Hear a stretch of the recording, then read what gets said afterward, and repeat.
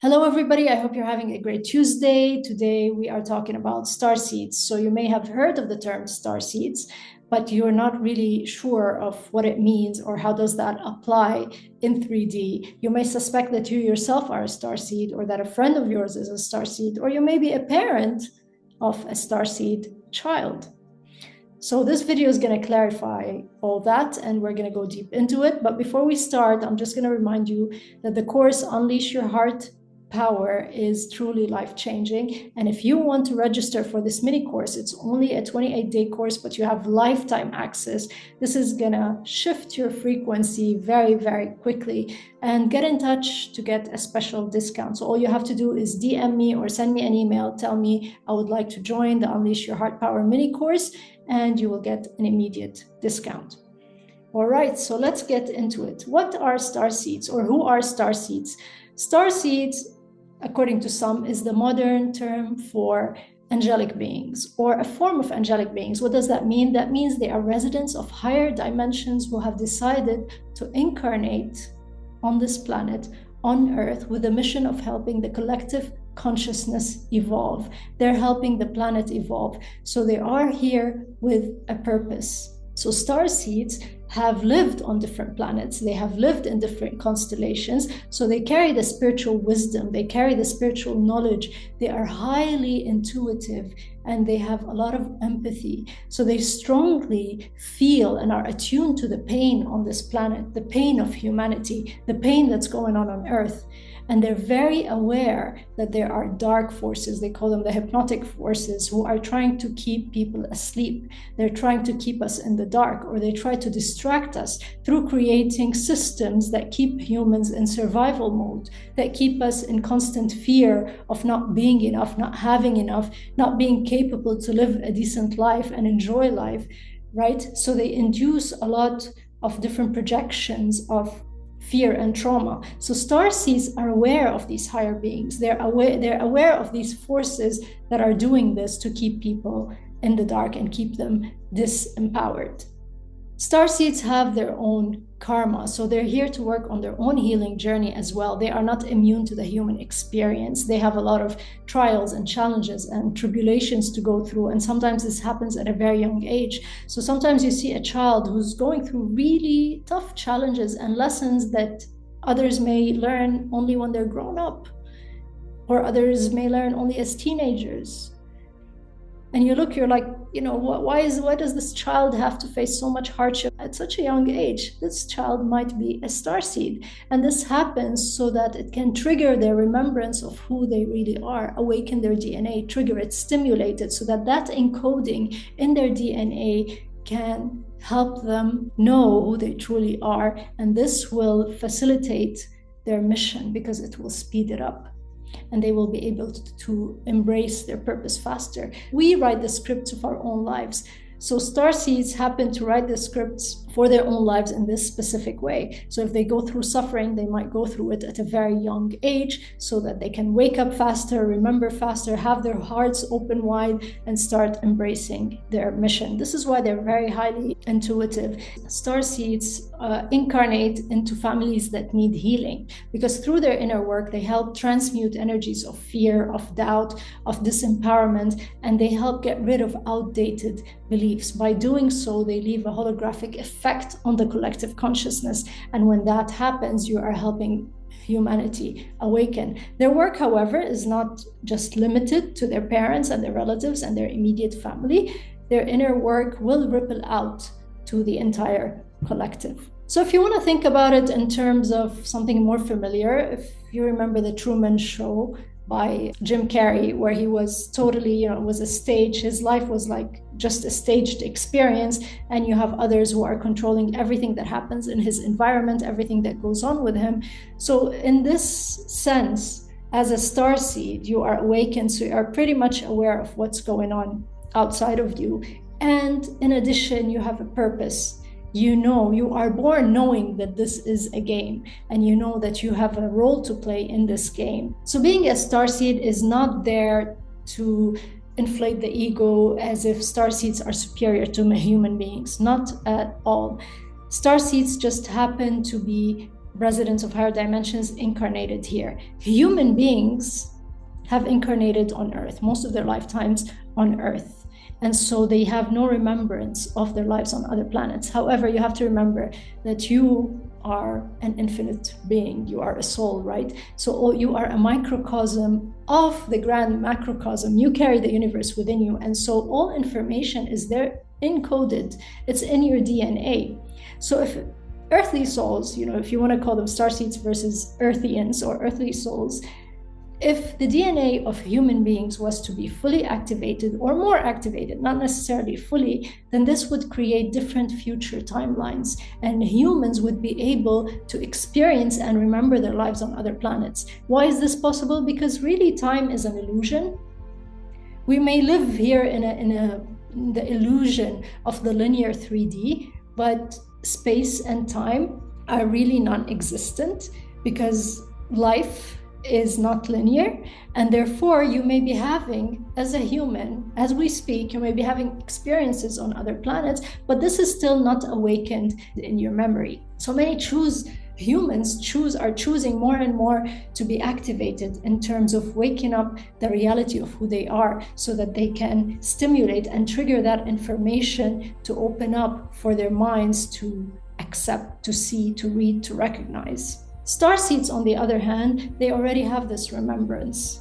Or they might not completely recall, but they have a strong desire, this strong pull that they cannot deny. It's there. It's a strong pull to serve or to share their gifts or to use them for the benefit of others. This is why they can be in the form of spiritual warriors. They can be in the form of spiritual healers, of sages. They can be in the form of those who do the grid work or the architects of consciousness, as we call them. So there are many different ways in which starseeds can share their gifts. To recognize starseeds, you might recognize, for example, in a child that they're highly clairvoyant, that they can see things, they're highly intuitive, or they have a strong inclination towards taking care of Earth, taking care of animals or plants, a strong connection with nature. Or they may have the ability to feel other people's emotions or read somebody else's mind. So there are so many different gifts among different starseeds. If you only identify as human, you are selling yourself short.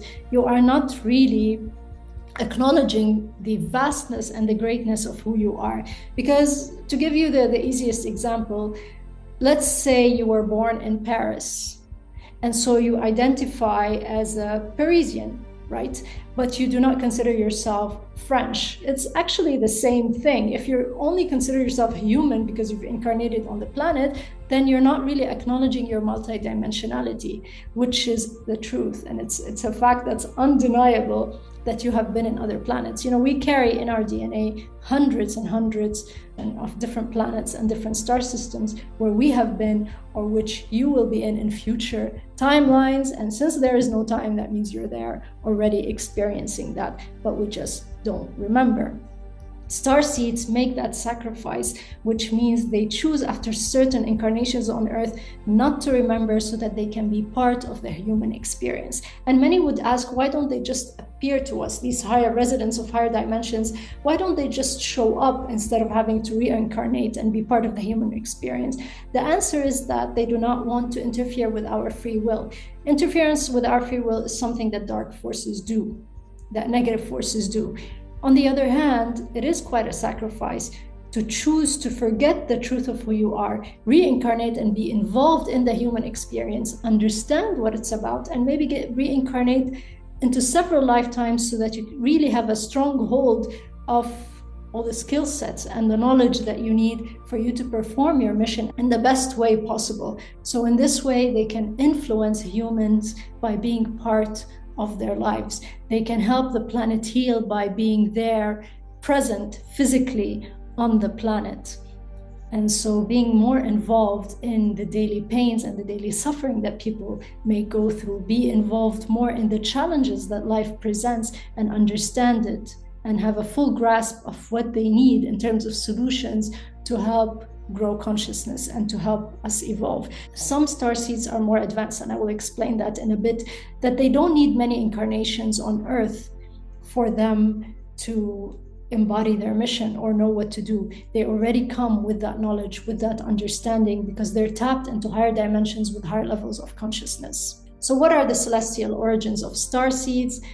You hear of the Pleiadians, and these are very common. So there are a lot of Pleiadians now on Earth. You hear of the Lyrans, the Arcturians, you hear of the Syrians, the Andromedans, and there are many others. However, some starseeds may identify, or you as a starseed may identify more with the Pleiadians than with the Lyrans.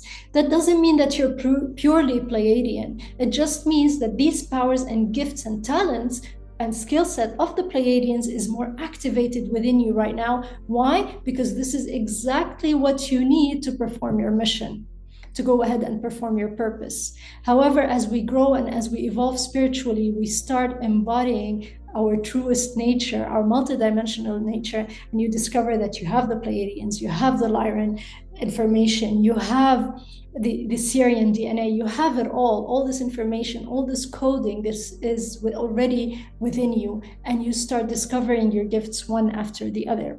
But it's not wrong for your purpose and mission to feel more affiliated with one over the other, as long as you know the truth of your nature, which is the fact that you belong to all of them equally. So starseeds may have different gifts that start showing up, such as clairvoyance, clairaudience, claircognizance, which is the ability to know things without knowing why or how, you just know.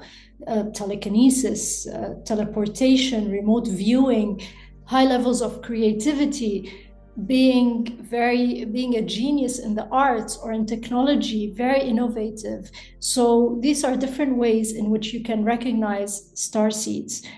So if you're a parent and you're wondering whether your child is a starseed, actually you'd be able to easily tell by the way they behave, by what they do. Actually, most of this generation, a lot of them are starseeds because they have this strong knowingness. They despise dishonesty, they despise lies, they love the truth, they love honesty. They don't go for things that don't make sense. They know exactly what they want to do. They know exactly what their desires and their wants are. So their path is kind of like unshakable, and you cannot talk them into something, you cannot talk them out of something. They know what they're here for. They have the strong sense of empathy. Like we said, they are very sensitive to emotions. Some kids may be labeled as autistic or have ADHD, when in fact their minds function very differently than regular humans because they have these supernatural abilities embedded within them. And so if you are a mother, if you are a father, do not stop your child when they say they have an imaginary friend. Do not make fun of them. On the contrary, ask them for more information. Ask them to explain to you what they're seeing or what they're drawing or what they're thinking about.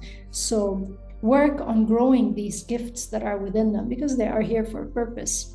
There are different kinds of starseeds, and we can categorize them into three. You have the indigo star children, crystal star children, and the rainbow star children. The difference among the three happens because of the difference in their energetic patterns. However, they're all here with a certain life purpose and a certain mission, and they're all very high vibrational. Indigo children, for example, they have a lot of indigo in their aura because their pineal gland is activated. And some say this is recognizable even as an embryo, inside the mother's womb. You can tell somehow that there's more indigo in the terms of the color of the child because of the pineal gland. And these children, they don't necessarily all have to have telekinesis abilities or teleporting abilities, etc. But many of them have interdimensional awareness. However, all of them are here with the gifts that they need and the ability to heal and to offer comfort. And they can tell when others need their help.